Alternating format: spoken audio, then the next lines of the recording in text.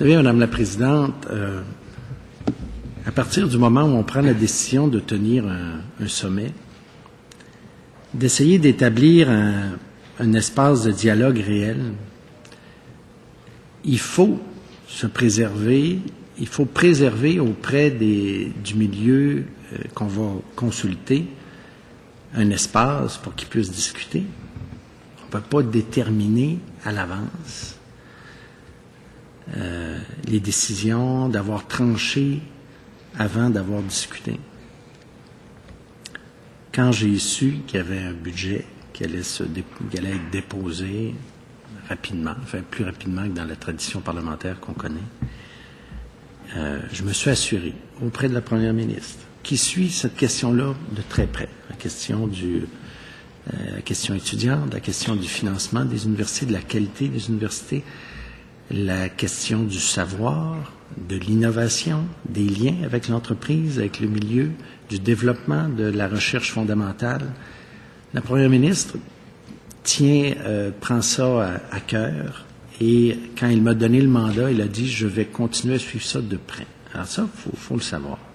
Et je me suis assuré, alors avec la Première ministre, que le dépôt d'un budget puisse se faire en tout respect d'une démarche de consultation. Et j'ai même ensuite fait les mêmes démarches auprès du ministre des Finances. Et je comprends le député de Laurier-Dorion poser question, de s'inquiéter, d'avoir l'impression que il y a des choses peut-être qui l'inquiètent. C'est normal, c'est son rôle de s'inquiéter. Il est dans l'opposition officielle, dans une démarche parlementaire, c'est normal. Alors, moi, ce que je dis, au-delà des inquiétudes, de cette angoisse qui vient de l'opposition officielle, je veux le rassurer. Et je veux surtout rassurer ceux qui nous écoutent. Moi, j'ai eu la reconnaissance, la confirmation qu'on ne toucherait pas au droit de scolarité d'ici au sommet. Donc, on ne commencera pas à jongler, augmenter, baisser. Vous savez, là, il y a toutes sortes de possibilités. Alors, on ne peut pas faire ça alors qu'on est dans une démarche pour consulter les gens. Alors, on ne touche pas. On maintient le statu quo pour permettre la discussion. Puis la discussion, vous l'avez vu, Madame la Présidente, elle ne se déroulera pas sur un événement de 2 jours. Il y a eu une crise sociale. On ne fera pas reposer la résolution, la fin d'une crise sociale sur 2 jours. Il y a du travail à faire pour rapprocher les gens. D'ailleurs, on le voit, il y a de l'inquiétude à beaucoup d'endroits.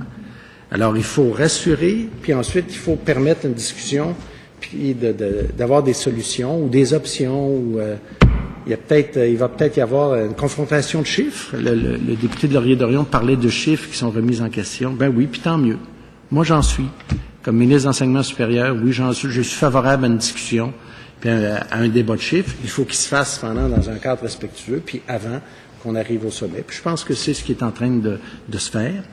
Et j'ai vu une lettre, puis une autre lettre de recteur, puis bon, ils sont très impliqués, puis ils veulent s'assurer que leur point de vue soit entendu, et c'est sain, puis c'est correct, puis c'est ainsi qu'il faut que ça se fasse.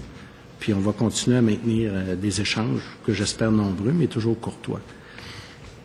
Alors, on ne touche pas aux frais, aux droits de scolarité d'ici au sommet. Et il y aura des discussions, et fort possiblement, on le souhaite, il va y avoir une décision après.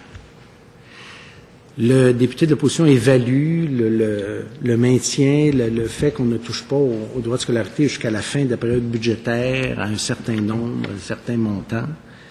Moi, je lui dis, si on prend une décision après le sommet, et que là, à ce moment-là, on n'est plus dans le statu quo, mais il y a une décision qui est favorisée, ben, soyez convaincus que le ministère des Finances va en tenir compte. Je pense que si on s'entend, puis il faut qu'on bouge là-dessus, il va en tenir compte dans sa politique budgétaire. Je suis sûr de ça, Madame la Présidente.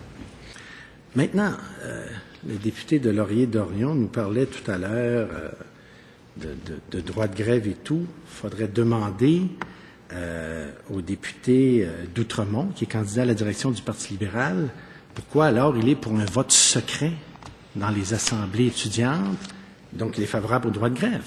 J'espère que le député de Laurier-Dorion va lui poser la question.